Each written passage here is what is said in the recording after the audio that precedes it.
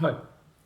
So ముఖ్యమంత్రి Revanth Reddy Osman university సందర్శన సందర్భంగా చాలా ఉత్సాహంగా మాట్లాడారు. కాకపోతే ఆయన ఏమని చెప్తా ఉన్నారంటే, యువతకి ఇవ్వడానికి నా దగ్గర డబ్బులు లేవు, తెలంగాణ మొత్తం ఖాళీ ఖజానా, మీకు ఉత్తమమైన నాణ్యమైన విద్యని నేను అందియగలుగుతాను అని చెప్తా ఉన్నారు. అలాగే ఉస్మాన్ యూనివర్సిటీని చాలా ఇగ్నోర్ చేయటం జరిగింది. దానివల్ల ఈ యూనివర్సిటీ గొప్ప స్థాయిలో ఉంది. తెలంగాణకి ప్రతిబింబమే ఉస్మానియా యూనివర్సిటీ. సో అలాంటి యూనివర్సిటీని ఇగ్నోర్ చేశారు బీఆర్ఎస్ పరిపాలకులు. సో నేను ఇప్పుడు దీన్ని ఆక్స్ఫర్డ్, స్టాన్ఫోర్డ్ యూనివర్సిటీ స్థాయిలో నేను అభివృద్ధి చేస్తాను అని చెప్తా ఉన్నారు. సో మన నాణ్యమైన విద్య నిజంగా తెలంగాణ ఇచ్చే ప్రయత్నం జరుగుతున్నదా? ఉస్మానియా యూనివర్సిటీని స్టాన్ఫోర్డ్, ఆక్స్ఫర్డ్ యూనివర్సిటీగా చేయగలుగుతారా?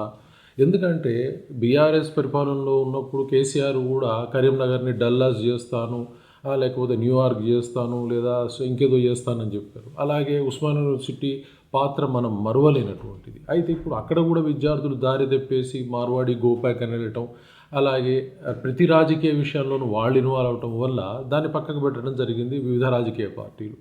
ఈరోజు ఏమైపోయింది అంటే, సరే ముఖ్యమంత్రిగా ఉన్న రేవంత్ రెడ్డి మాత్రం ఉస్మాన్ యూనివర్సిటీని కొద్దిగా కంట్రోల్ చేయాలన్న ఉద్దేశంతో వస్తూ ఉన్నారు ఆయన.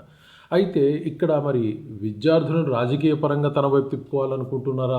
లేదు, యూనివర్సిటీలో ఉన్న వ్యవస్థని సరిదిద్ది నిజంగా దాన్ని అంతర్జాతీయ స్థాయికి తీసుకెళ్లాలనుకుంటున్నారా? తీసుకువెళ్ళగలుగుతారా? అంత ఫండింగ్ ఇవ్వగలుగుతారు? ఎందుకంటే ఖజానా ఖాళీగా ఉన్నదని చెప్తా ఉన్నారు. ఖజానా ఖాళీగా ఉన్నప్పుడు మరి వందల కోట్ల రూపాయలు లేదా వేల కోట్ల రూపాయలు ఖర్చు పెట్టి నేను అంతర్జాతీయ స్థాయిలో పెంచుతా అని ఎలా చెప్పగలుగుతున్నారు? మళ్ళీ అలాగే ఉన్నతమైన విద్య, నాణ్యమైన విద్య తెలంగాణలో అయితే కనిపించడం లేదు. ఎందుకంటే లక్షల కొద్ది రూపాయల దోపిడీ ఇంజనీరింగ్ కాలేజీల మీద, మెడికల్ కాలేజీల మీద దోపిడీ జరుగుతూ ఉంది. ఎలాంటి క్వాలిటీలు ఉన్నాయో అందరికీ తెలుసు. మరి అలాంటప్పుడు ఇలాంటి క్వాలిటీ విద్యను అందించగలుగుతారా? ఎందుకు అంటే ఆ స్థాయిలో ఇక్కడ ఉన్న రిసోర్సెస్ ఏర్పడాలి, కాలేజీలు ఏర్పడాలి, వ్యవస్థలు ఏర్పడాలి, కంట్రోల్ కావాలి. ఎక్కడన్నా ప్రభుత్వ కంట్రోల్ ఉన్నట్టు కనిపిస్తున్నదా?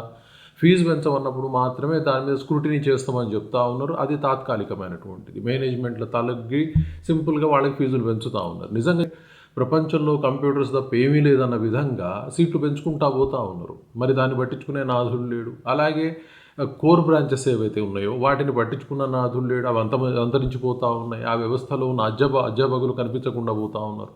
సో నాణ్యమైన విద్య ఎక్కడొస్తూ ఉంది? ఎన్ని వేల సీట్లు నింపుతూ ఉన్నారు ఒక్కొక్క కాలేజీలో? అన్ని వేల సీట్లతోటి వాళ్ళకి అధ్యాపకులు ఎక్కడ లభిస్తూ ఉన్నారు? అలాంటి ల్యాబొరేటరీ ఎక్కడ లభిస్తూ ఉన్నాయి? కాలేజీలో ఉన్న క్లాస్ రూములు ఎన్ని? ఇలాంటివి ఏవి కూడా పట్టించుకునే స్థితిలో ఎవరూ లేరు. ప్రభుత్వాలు మీటింగుల్లో మాట్లాడుతూ ఉన్నాయి కానీ ఎలాంటి వ్యవస్థలు ఇక్కడ లేవు. అలాంటప్పుడు మరి నాణ్యమైన విద్య యువతకు అందించడం సాధ్యమవుతుందా? అలాగే ఉస్మాన్ యూనివర్సిటీలో ఎంతమంది ప్రొఫెసర్లు ఉండాలి, ఎన్ని పోస్టులు రిక్రూట్ చేశారన్నది, అలాగే ల్యాబొరేటరీల వ్యవస్థ అయి ఉండొచ్చు. ఇలా చాలా అవసరమైనవి యూనివర్సిటీలో కావచ్చు, కాలేజీల్లో కావచ్చు, తెలంగాణ విద్యా వ్యవస్థలో కావచ్చు, నిజంగా చాలా అవసరాలు ఉన్నాయి. కానీ అవన్నీ పట్టించుకునే స్థితిలో ప్రభుత్వం ఉందా? ఓన్లీ తాత్కాలికంగా ఏదో ప్రజలు వింటున్నారు కదా అని చెబుతూ వెళ్తే అది అచీవ్మెంట్ అయితే అవ్వదు.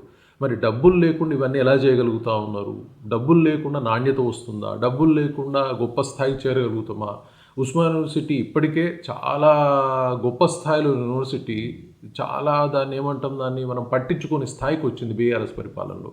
మరి ఈరోజు ముఖ్యమంత్రి రేవంత్ నేను పట్టించుకుంటాను, నేను యూనివర్సిటీకి వస్తాను, పోలీసులను ఉండనియాను, ఇలాంటి మాటలు చాలా చెప్తా ఉన్నారు. కానీ అది నిజంగా ఆయన అమలు చేసి తెలంగాణలో ఉత్తమ విద్యను అందించగలిగితే, అలాగే ఉస్మాన్ యూనివర్సిటీ ఆక్స్ఫర్డ్ పక్కకు పెట్టండి, తెలంగాణలో కనీసం దేశంలో అలాగే రాష్ట్రంలో గొప్ప యూనివర్సిటీగా పేరు తెచ్చినా బాగుండు. ఏ యూనివర్సిటీ కూడా ఈరోజు అంత గొప్ప స్థాయిని పొందలే. అలాంటి స్థితిని ఉన్న గొప్ప స్థితి కాస్త అధమానికి వస్తూ ఉంది. మరి వీటిని గొప్ప స్థితికి తీసుకురాగలిగితే చాలా సంతోషించదగ్గ విషయం. మరి ముఖ్యమంత్రి ఏం చేస్తారో వేచి చూడాల్సిన అవసరం ఉంది. Thank you very much.